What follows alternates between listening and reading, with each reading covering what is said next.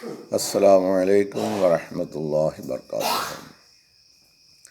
أشهد أن لا إله إلا الله وحده لا شريك له وأشهد أن محمدا عبده ورسوله. أما بعد فأعوذ بالله من الشيطان الرجيم. بسم الله الرحمن الرحيم. الحمد لله رب العالمين الرحمن الرحيم مالك يوم الدين إياك نعبد وإياك نستعين اهدنا الصراط المستقيم صراط الذين أنعمت عليهم غير المغضوب عليهم ولا الضالين.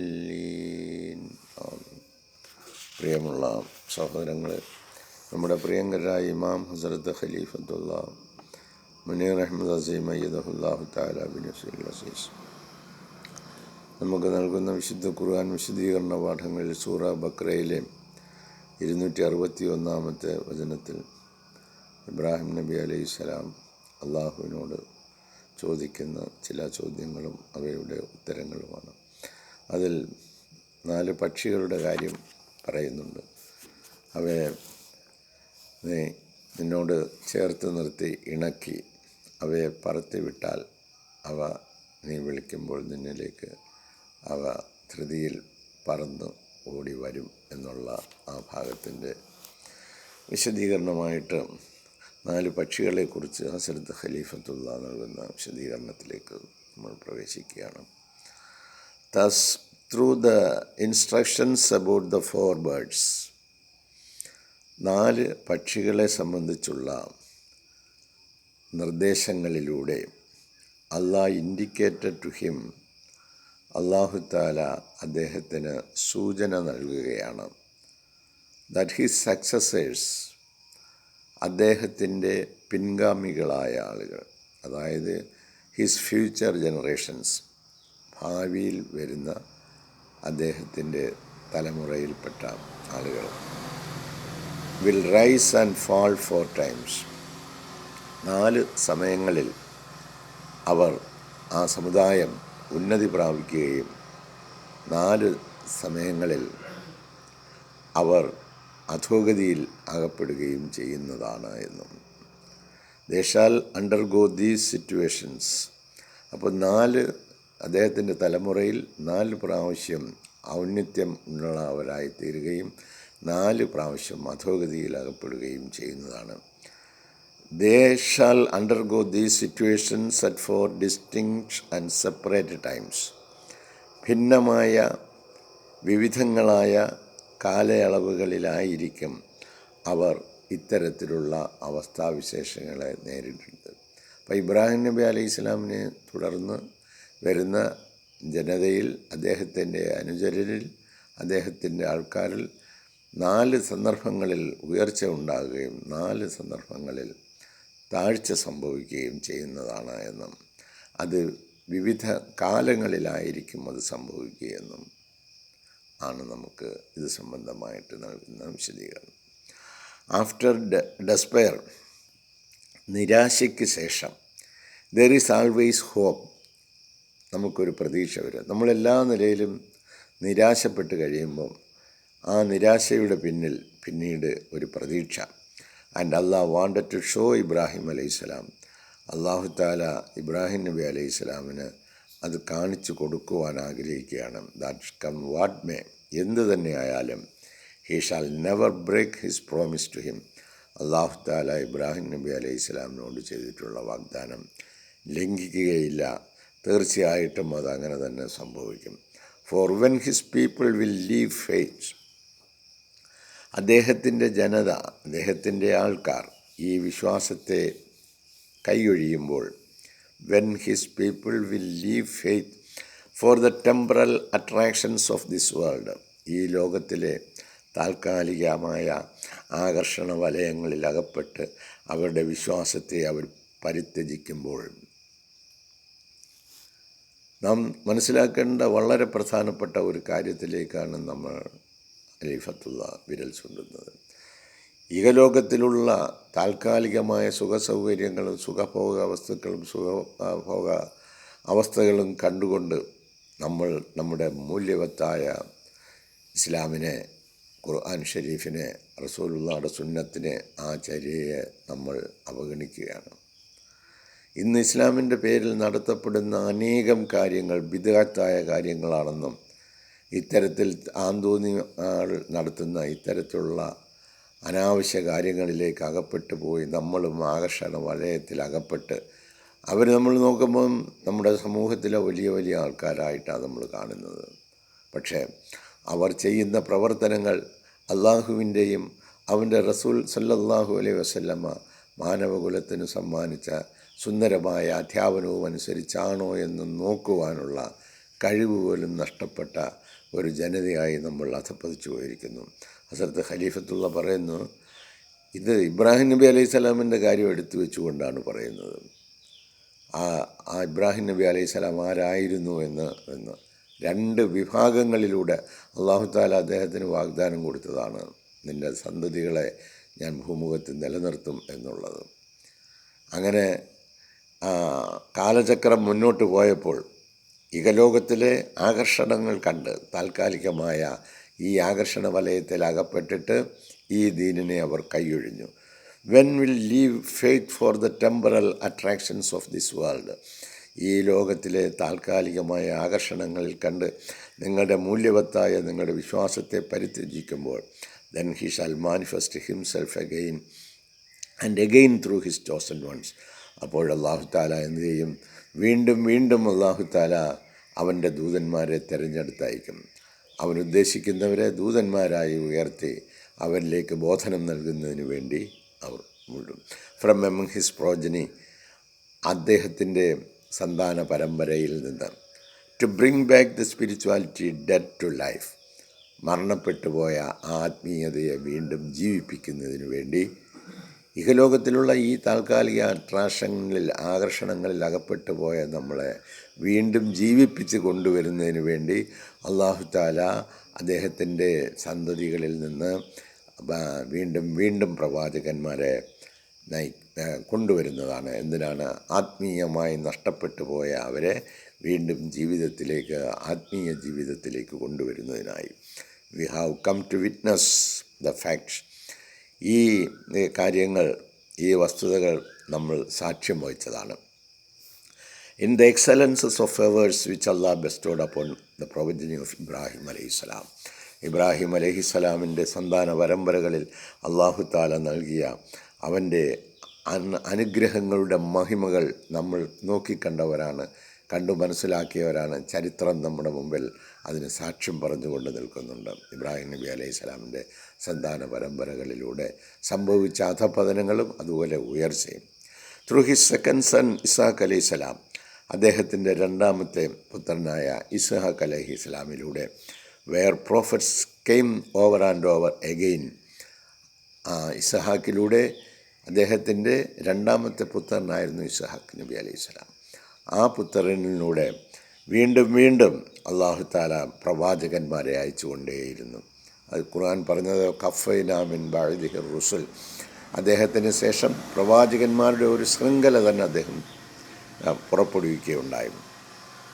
ഇസ്ഹാഖ് അലൈഹി സ്വലാമിലൂടെ where prophets came over and over again up till the Israel skilled Isa അലൈഹി സ്വലാം.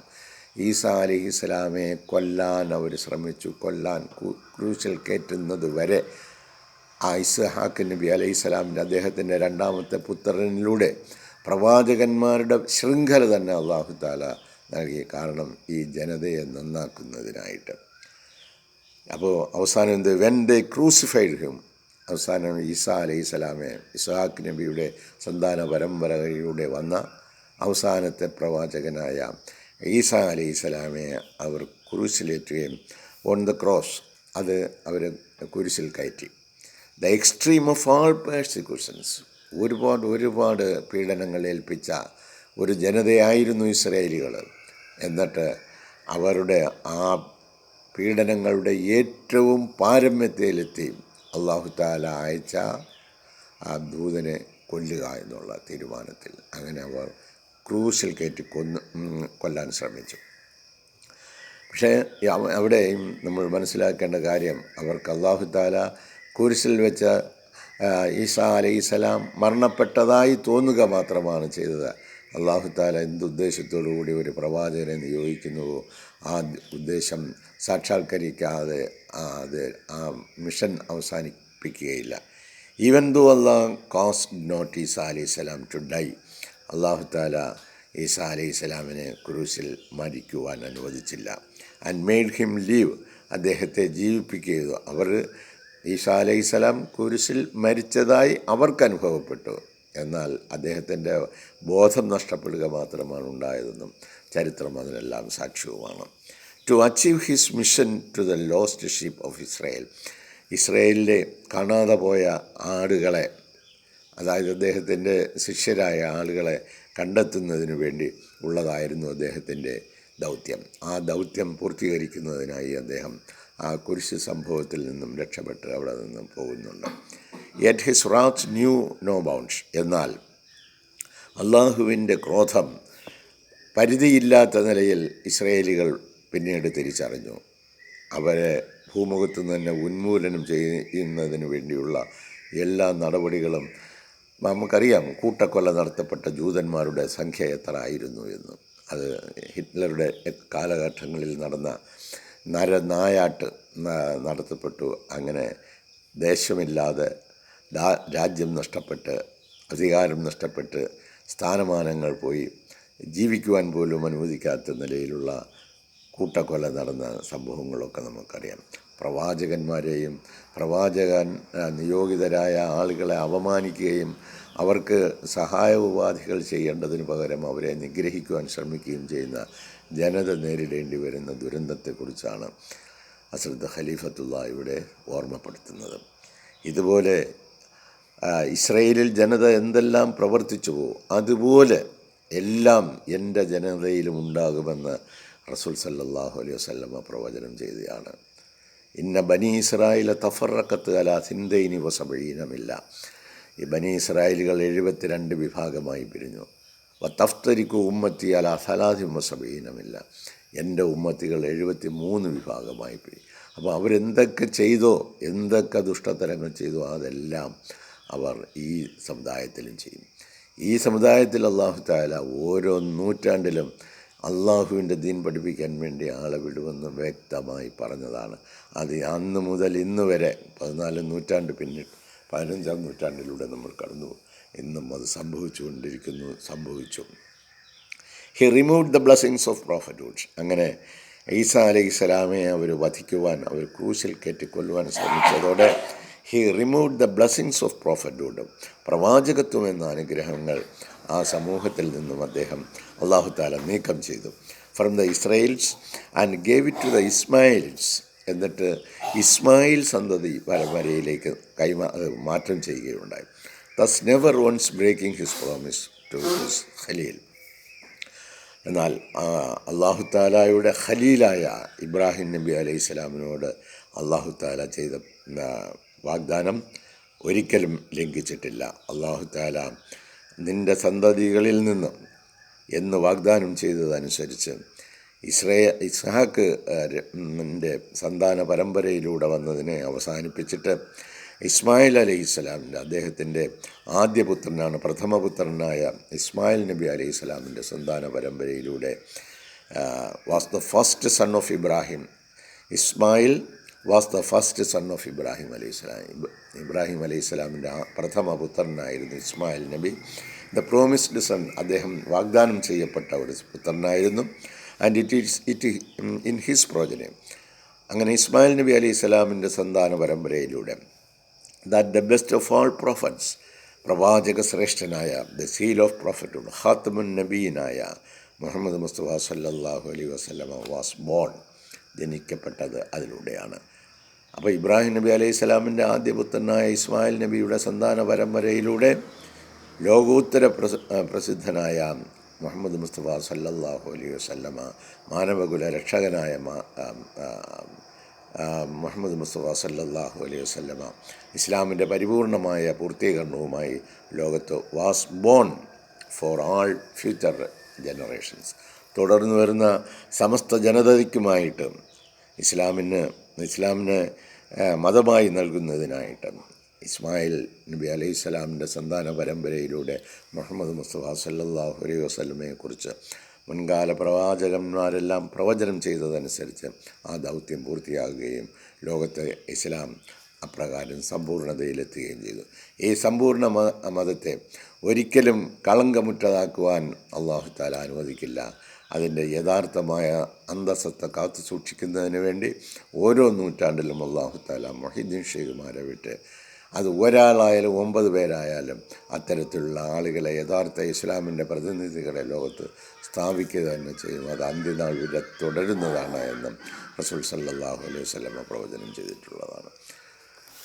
സഹോദരങ്ങളെ, പരിശുദ്ധമായ ഖുർആൻ ശരീഫിലൂടെ നമുക്ക് നൽകുന്ന ഈ പാഠങ്ങൾ തന്നെയായിരിക്കണം ബനി ഇസ്രായേലിൽ വന്നതുപോലെ മുഹമ്മദിയ ഉമ്മത്തിൽ ഓരോ നൂറ്റാണ്ടിലും വന്നുകൊണ്ടിരിക്കുന്ന മുഹീദ്ദീൻ ഷെയ്ഖുമാരിലൂടെ അല്ലാതെ യഥാർത്ഥമായ ദീനുൽ ഇസ്ലാം ലോകത്ത് സ്ഥാപിക്കുവാനോ നടപ്പിലാക്കുവാനോ അത് പ്രവൃത്തിപഥത്തിൽ കൊണ്ടുവരുവാനോ സാധ്യമല്ല. ബാക്കിയൊക്കെ ഭാഗികമായ എന്തെങ്കിലും കുറേ കാര്യങ്ങളായിരിക്കും. സമ്പൂർണ്ണത ആവശ്യമുള്ളവർ തീർച്ചയായിട്ടും മുഹീദ്ദീൻ ഷെയ്ഖുമാരെ കണ്ടറിയുകയും കേട്ടറിയുകയും അനുഭവിച്ചറിയുകയും അതനുസരിച്ച് ഇസ്ലാമിൻ്റെ അധ്യാപനങ്ങൾ നടപ്പിലാക്കാൻ ശ്രമിക്കുകയും ചെയ്യുന്നതിലൂടെ മാത്രമേ നമുക്ക് രക്ഷാമാർഗം ഉള്ളൂ.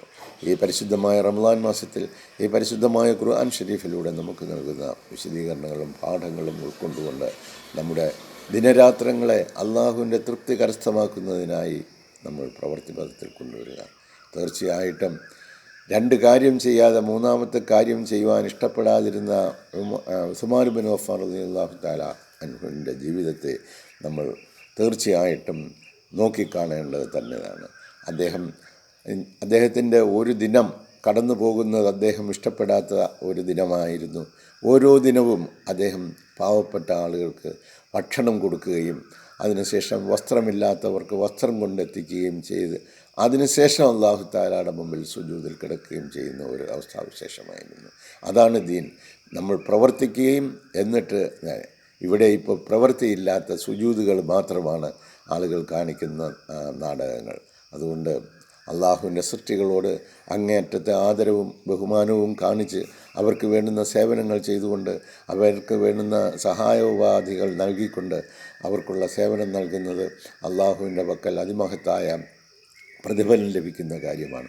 ഈ പരിശുദ്ധമായ റമളാൻ ഷരീഫിൽ നമുക്ക് വളരെയധികം ചെയ്യുവാൻ കഴിയും. അത് ചിലപ്പോൾ നമ്മളെല്ലാം പണക്കാരായതുകൊണ്ടല്ല, നമ്മുടെ കയ്യിൽ നമ്മൾ കഴിക്കുന്ന ആഹാരത്തിൽ നിന്നും ഒരു വിഹിതം മാറ്റിവെക്കുവാൻ നമുക്ക് തീർച്ചയായിട്ടും കഴിയും.